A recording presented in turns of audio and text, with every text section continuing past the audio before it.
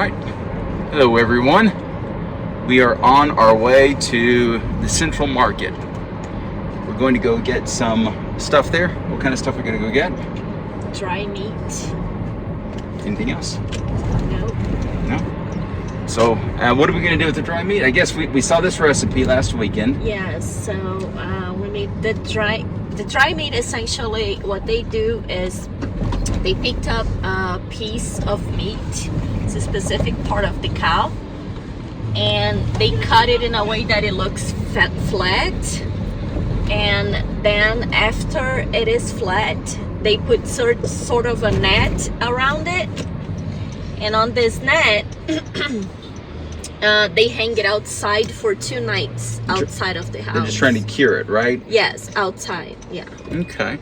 So we're gonna get this meat, and maybe today or tomorrow, probably today, I guess, because we're going over to your mom's tomorrow. Yes, we are gonna have a Mother's Day celebration. But anyways, with this meat, we learned that from a Brazilian very important chef.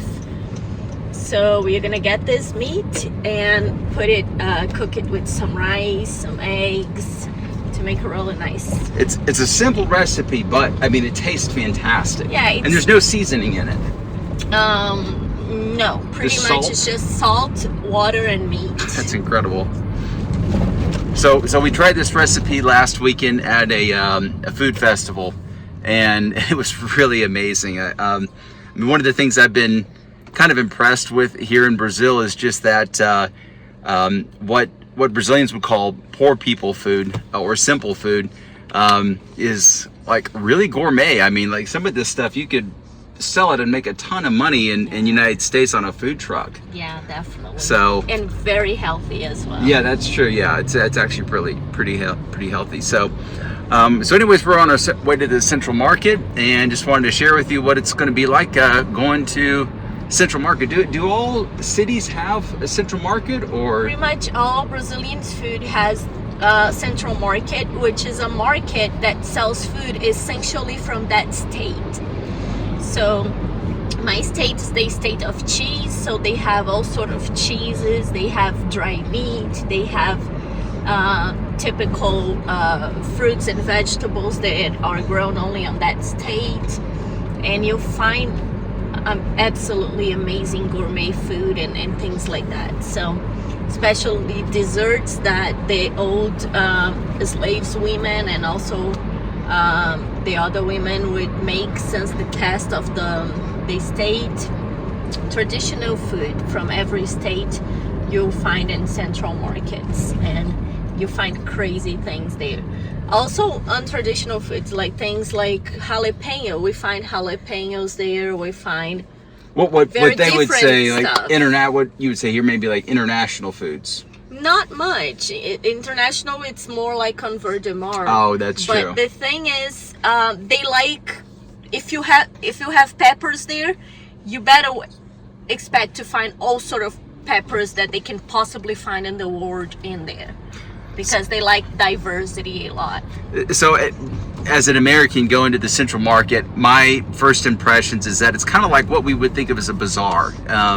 And it's just a lot of different kinds of everything you can possibly think of. So you'll get a sense of it whenever we do the video there, record it there. It's pretty cool. I mean, it's actually entertaining. It's certainly an experience. If you get to come to Brazil, you go to a big city, you gotta go do the Central Market. So anyways, we're on our way over there, and we'll check back in shortly.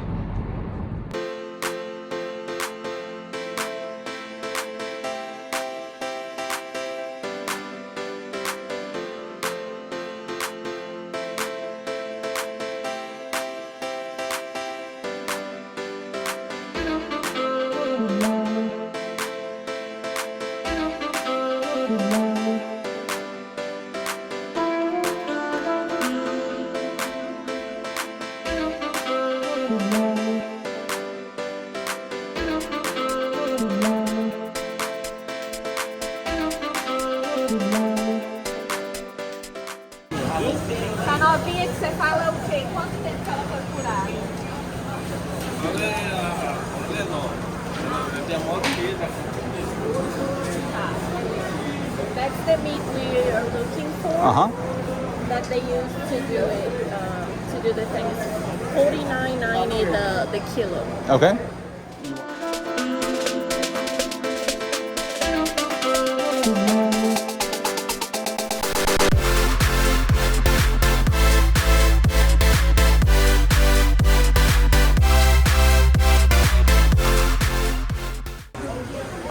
Só uma cabeça tá quanto?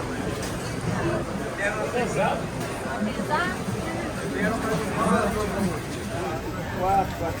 Dá uma cabeça, essa tá bonita, ó. Super nice. O que é esse aqui? Tá.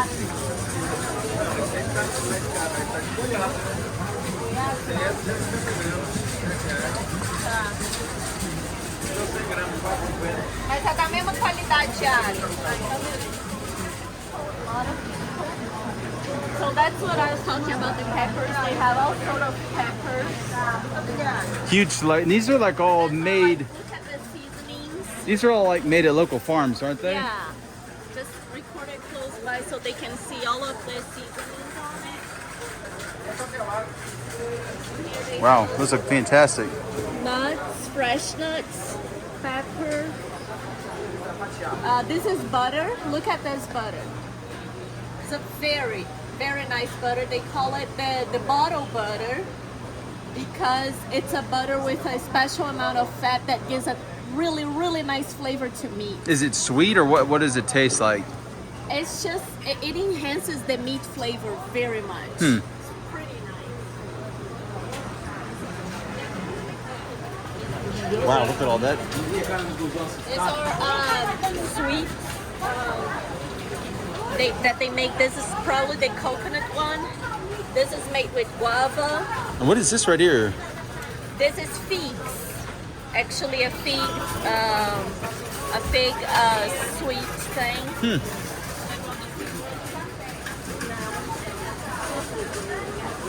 Those are different types of honey. So you have the regular honey from another type of bee, and this in the middle is dulce de leche. Oh, okay. Everything very well, nice, sanitized and everything. Yeah.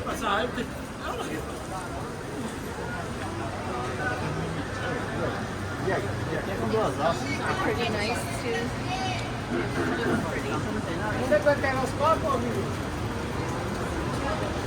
So what about these? These are like traditional water filters, right? Yes, those are traditional water filters. It's a filter made out of clay. It's considered the best filter of the world. It does filter water. And you got some nice cookware. Yes, so this is made out of copper. So all of these are copper pans. Yeah, I can't imagine how much that would cost in the United States. Yeah. That's pretty cool.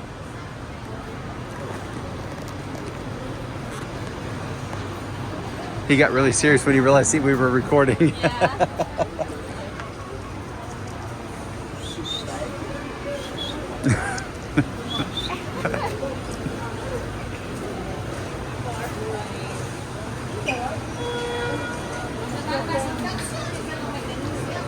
Oh, it's purple, so it must be acai.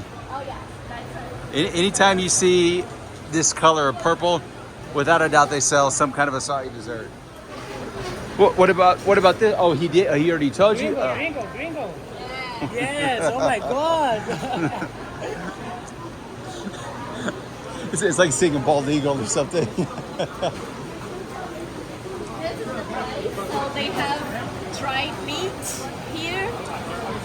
They have all sort of cured and dried meat. So we are looking for dry meat. This And is some more exactly what we're expensive looking for, meat, isn't yeah. it? Look, he's cutting over there with his hands. Very concerning. It's on.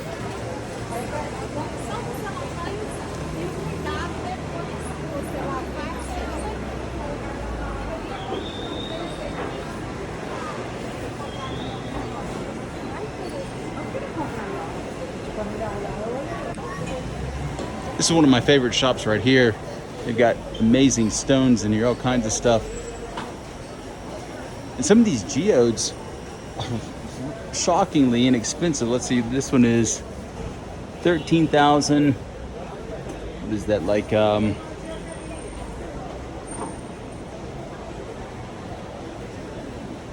it's about $3,000, $3,500. So not necessarily shockingly inexpensive, but if you were to try to buy that in the United States, I just can't even imagine how much it would cost. Actually, let's go over here because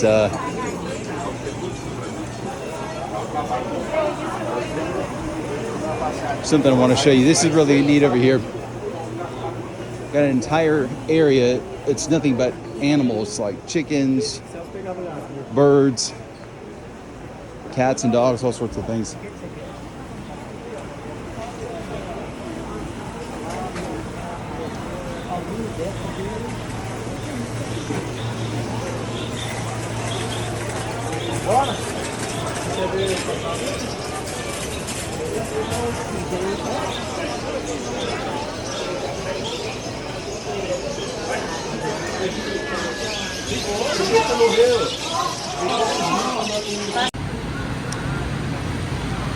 So one of the things you see in Brazil is how well space is utilized. This is on top of the shopping area. This is like a green space, and there's some bars that are connected to these little green areas, so you can just come up here and relax. During the summer, you see a lot of people occupying this. Well, so right now we're on our way. We just got done at the Central Market. We're going to go have some lunch. This restaurant that we're going to, it's one of our favorite restaurants to go to. It's kind of a tradition to go there on a Saturday. We've actually got two, but this one's got super fresh food. The other one that we go to is a place called Project Sabor, but this one it's a great buffet. It's one of the things I can say about Brazil. I love the buffets here. It's delicious. Yes, food. that's one thing that I was gonna say is, like, in the United States, for some reason Americans don't like buffet, and I never understood why, because buffets in Brazil, they are so super nice. You go to the buffet and you're like, your jaw dropped. The food is so fresh, comes straight from the kitchen. They leave it there for a certain period of time, and it just fills up with people because it's super nice. It's not like going to Luby's or I don't know, someplace like that, you know. Not at all. Every food is fresh food. That's the thing for Brazil, is like every food is fresh food, and they don't have ideas of how gourmet their food is. That's true. They think that their food is crap, but their food is actually super nice. Everywhere you go, you find rice, you find beans, you find fresh meat, you find things that your mama would cook at your home. Yeah, and I haven't found maybe one or two places where we went someplace and the food really wasn't all that pleasant, but the vast majority of the food, super fresh, really well prepared. And I think that's like a really good analogy. Like whenever you go there, like you feel this is something my mom might have made for me at home. So that's a good point. So we're on our way. Of course, when we get there, we'll share that with you. You're going to be able to see what it's like to go to Brazil, to go to a restaurant in Brazil on just a Saturday. So we'll see you in a second. Yeah, so traffic in Brazil is nothing like it is in the United States. There's a certain kind of flow to it. Stop signs don't actually mean stop. It just really kind of means suggestion. Yeah, it's more of a suggestion than it is mandatory. But I mean, like the one imperatives are like, don't drive through a crosswalk when the light is red. So there's like, sometimes you go through an intersection and you'll actually have a second stoplight inside of the intersection to control the traffic through the pedestrian areas, like on a crosswalk or something like that. Yeah. It takes a little bit of getting used to, because, you know, if you come from like the United States, you just assume, well, it's green, obviously I can go through. No, you can't. You go through, and then in the middle of the turn, there's another traffic light, and then you have to stop in the middle of your turn. Yeah. Which is very weird, and I never thought of it that way when I was living in here, but now that I am returning from US and living in here, I realize that it's it's confusing for the drivers. The pedestrians are super helpful to remind you that that is an area that you're supposed to stop at if you happen to forget. So are you looking forward to going back to the United States and not having to worry quite so much about the traffic? I miss that a lot about United States. It's like not having to worry about the traffic. But I love the human interaction though. We have too much human contact. And that's one of the things that depressed me a lot when I was living in the United States, is that How impersonal it was? yeah, everywhere you go, you drive, you wouldn't even see people's face very much. But over here, wherever you go, there's somebody smiling, there's somebody saying hi, there's somebody, you know, just doing all sort of things, including checking you out. So I think it's partly because people are very nice here, but also because you spend so much time sitting still in traffic. yeah. You have like that opportunity to do so. You just kind of, I think you kind of accept it.